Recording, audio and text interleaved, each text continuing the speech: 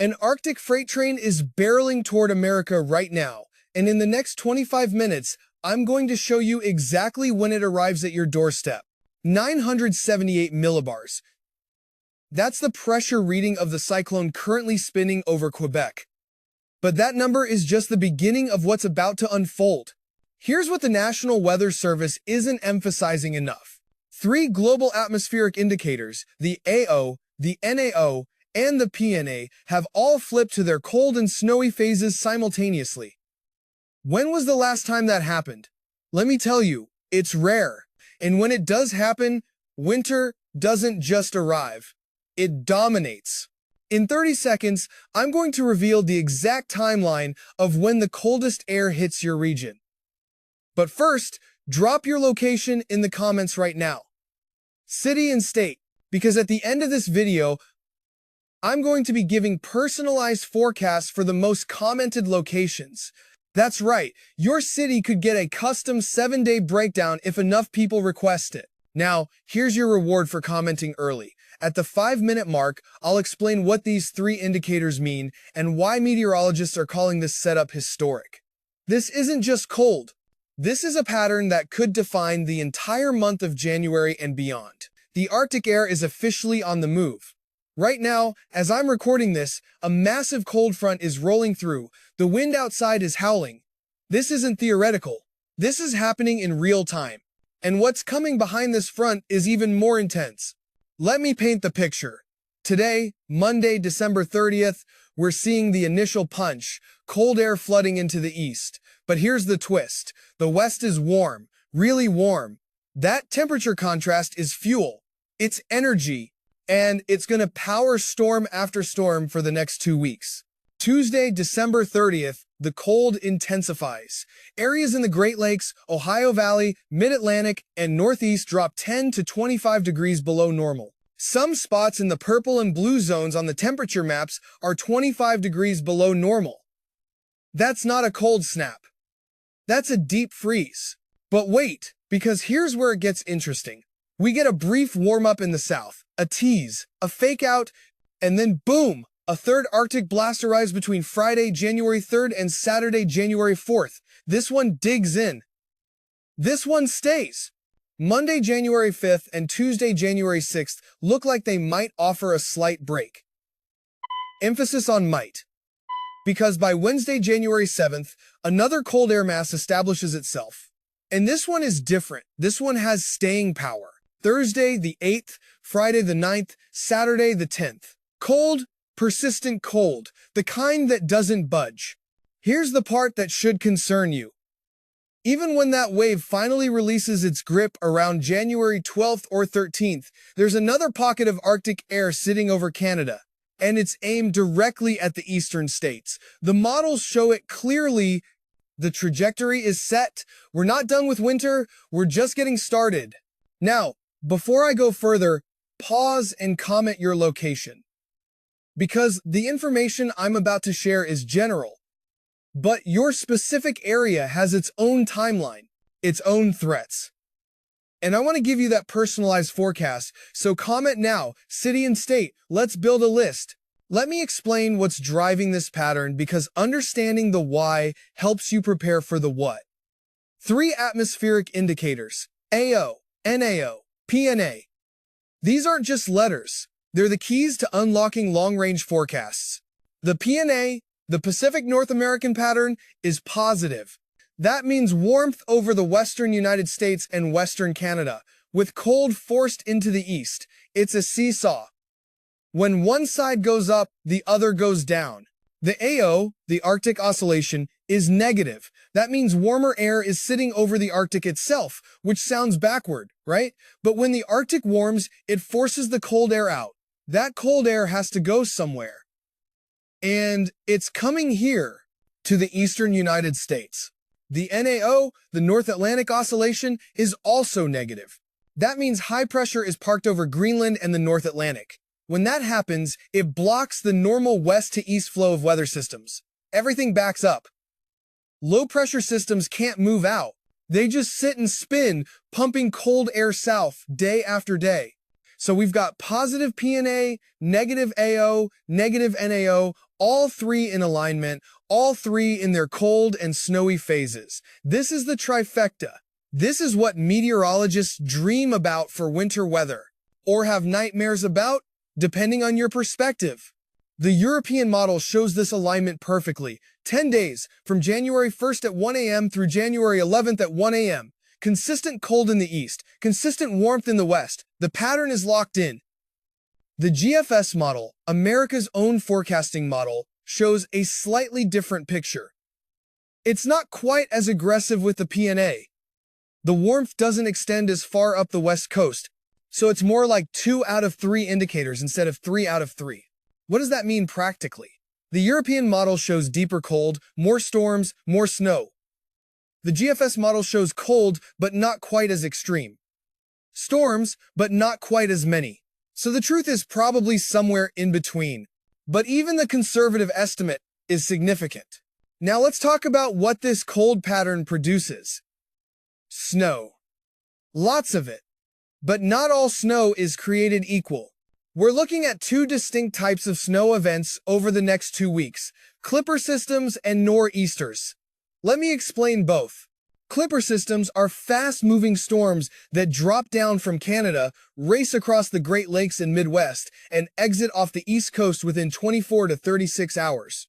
They don't produce massive amounts of snow, usually 3 to 6 inches, but they're frequent, one after another, and when you stack 3 or 4 clippers in a week, that 3 to 6 inches per storm adds up to a foot or more. The European model shows weaker clippers. Light snow showers, maybe an inch or 2. The GFS model shows stronger clippers, heavier bands, maybe 6 to 8 inches in spots. Which one is right? We'll find out in real time. But either way, the northern tier of states, from Montana through Minnesota, Wisconsin, Michigan, all the way to upstate New York and northern New England, you're getting clipped repeatedly. Now, nor'easters. These are the big dogs. These are coastal storms that form off the Carolinas or Georgia, track up the coast, and explode into powerful cyclones that can dump 1 to 2 feet of snow on major cities. The European model is very bullish on nor'easters during this pattern. The GFS model is more skeptical. It shows the setup for nor'easters, but the storms either stay too far offshore or don't get the vertical lift they need to really intensify. Here's the timeline. New Year's Eve, Wednesday, December 31st into Thursday, January 1st. A clipper moves through. Light to moderate snow for the Great Lakes and Midwest. Nothing major, but enough to make travel messy. Thursday, January 1st into Friday, January 2nd. Another clipper, this one tracks a bit farther south, bringing snow to the Ohio Valley and maybe even brushing the mid-Atlantic. Friday, January 3rd into Saturday, January 4th. This is a date to watch closely. The models show a storm system trying to develop off the southeast coast. Right now, it's too far south and too far offshore to bring significant snow to populated areas. But if that storm trends just 100 miles north, cities like Washington, D.C., Baltimore, Philadelphia, even New York could see accumulating snow. If the cold air trends a bit farther south, places like Charlotte, Raleigh, even Atlanta could see snow. It's a setup worth monitoring. I don't think it's going to be a snowstorm as of now, but I see potential for it to evolve. Sunday, January 5th into Monday, January 6th. The pattern gets messy. Multiple areas of low pressure. One over the Great Lakes. One off the southeast. One off the northeast. Nothing organizes into a big storm, but snow showers are widespread. It's the kind of day where it's just constantly flurrying but nothing sticks much. Tuesday, January 7th into Wednesday, January 8th. Now we're talking. The trough deepens, the cold air is locked in, and a storm system develops. The European model shows this storm tracking close to the coast, bringing heavy snow to the mid-Atlantic and northeast. The GFS model shows it staying offshore, which would mean less snow for the I-95 corridor, but potentially heavy snow for New England. Here's what to watch for. The jet stream orientation.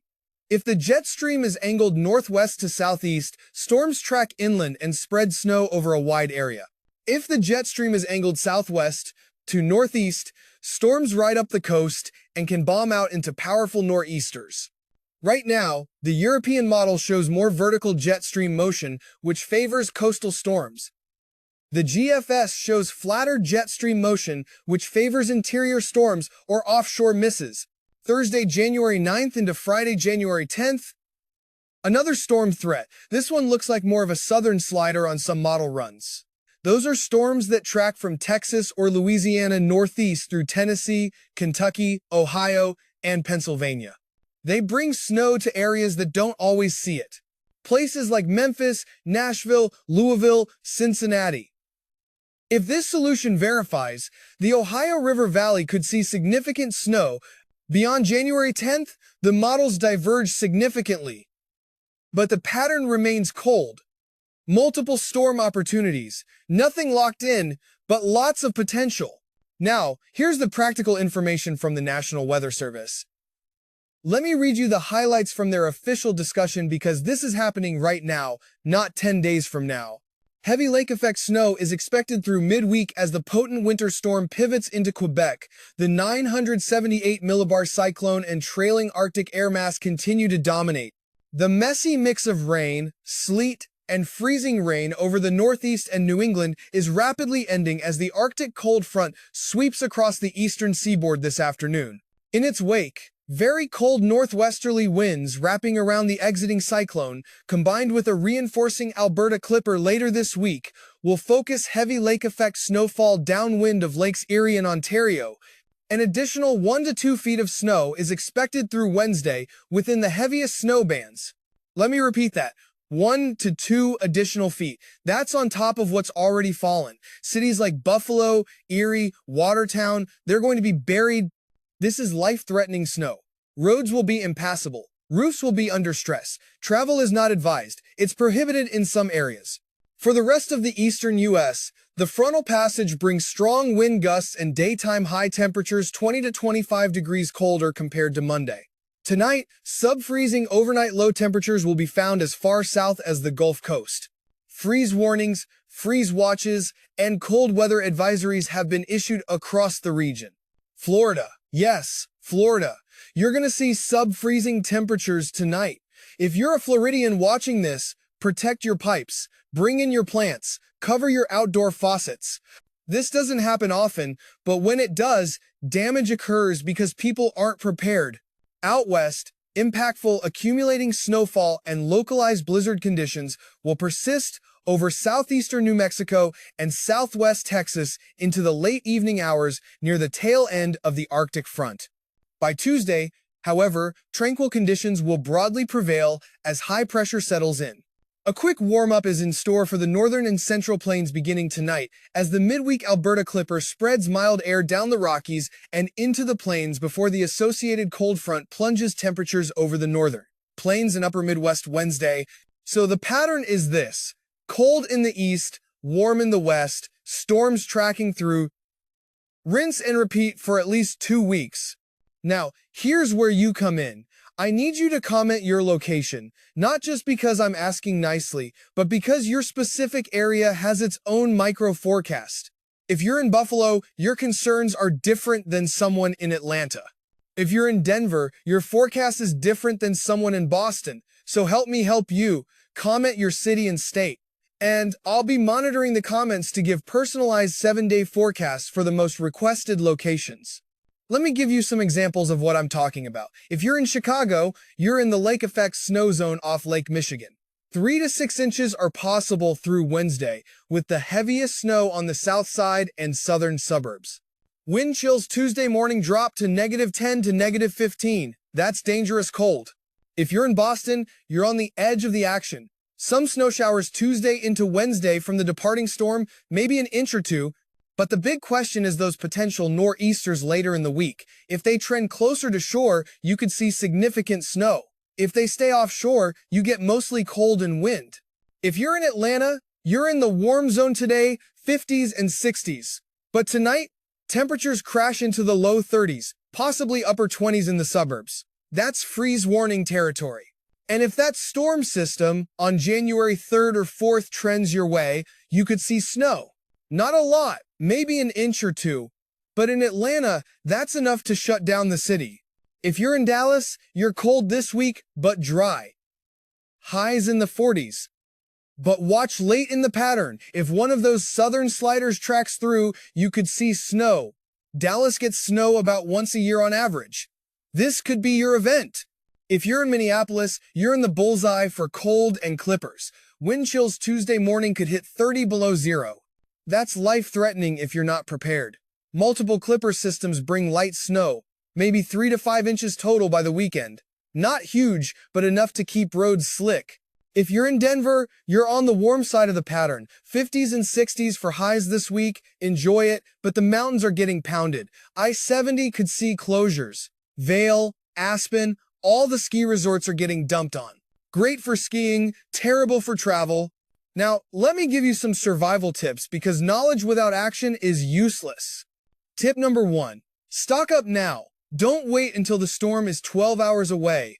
Buy water, non-perishable food, batteries, flashlights. Have a 1-week supply minimum.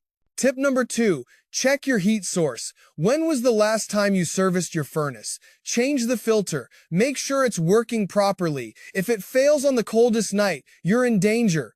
Tip number 3. Protect your pipes. Let faucets drip during extreme cold.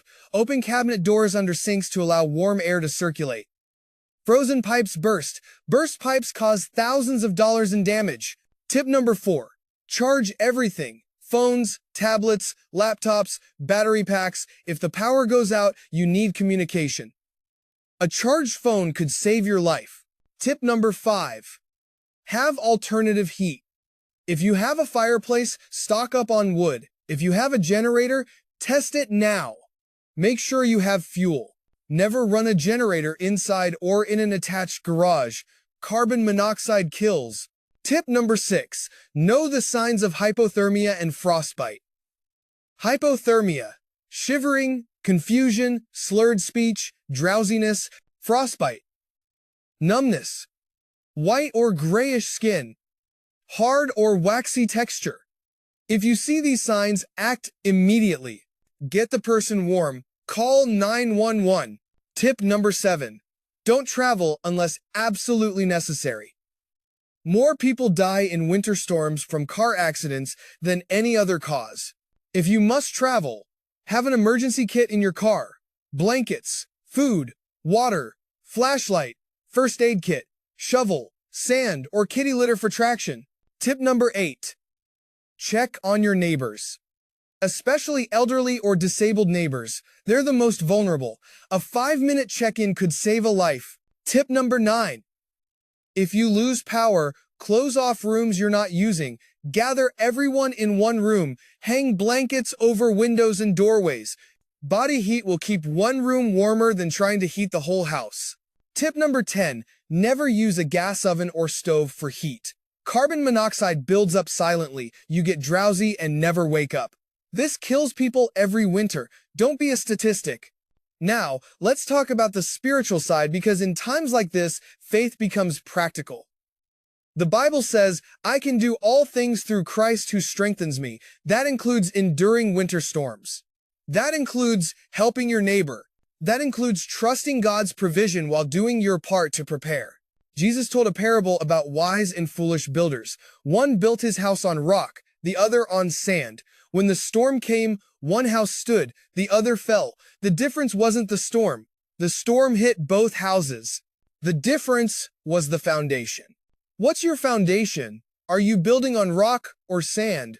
Rock is preparation. Rock is faith. Rock is community. Sand is complacency. Sand is assuming someone else will take care of you. Sand is ignoring warnings. Here's the reality. God gave you a brain. He gave you free will. He expects you to use them. Proverbs says, the prudent see danger and take refuge, but the simple keep going and pay the penalty. Don't be simple. Be prudent. See the danger. Take refuge. Prepare. But also trust. Because preparation without trust is just fear. And fear is paralyzing. Preparation with trust is wisdom. And wisdom empowers. Now, here's what I want you to do.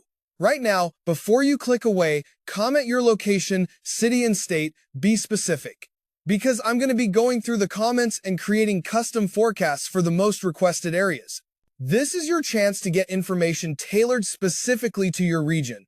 And while you're at it, hit that like button. Not for me, but because the algorithm uses likes to determine what content to show other people.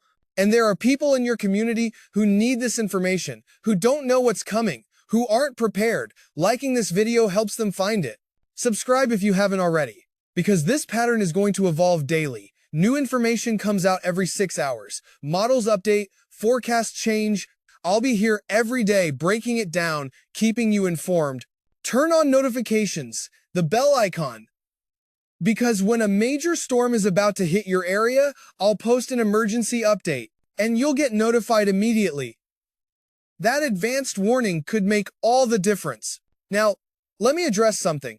Some of you are watching this and thinking, this guy is being dramatic. It's just winter. We've had cold before. And you're right.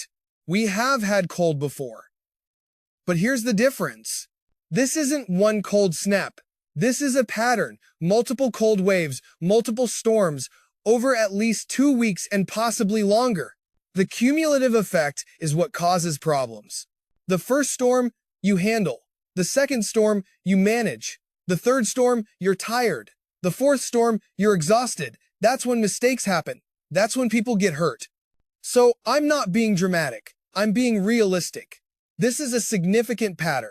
And whether it affects you personally depends entirely on where you live and how prepared you are. Let me give you the week 1 timeline one more time because repetition aids retention. Monday, December 30th, cold air arrival, wind gusts. Tuesday, December 31st, deep freeze locked in, lake effect snow continues, wind chills dangerous. Wednesday, January 1st, New Year's Day. Alberta Clipper moves through. Light to moderate snow northern tier states. Cold persists. Thursday, January 2nd. Another Clipper. Snow showers Great Lakes and Ohio Valley. Friday, January 3rd into Saturday, January 4th. Potential storm system off southeast coast. Watch this closely. Could trend north and bring snow to major cities. Sunday, January 5th into Monday, January 6th. Messy pattern. Multiple lows. Snow showers widespread but disorganized. Tuesday, January 7th into Wednesday, January 8th. This is the big one. Potential major nor'easter or interior snowstorm. Details uncertain but pattern supportive. Week 2 of January continues the cold and stormy pattern. The exact timing and location of storms will become clearer as we get closer. But the overall message is consistent. Cold, snowy, active. Now, I want to talk about the mental health aspect because this is real. Winter storms are physically challenging, but they're also mentally challenging. Cabin fever, seasonal affective disorder, isolation. These are legitimate issues.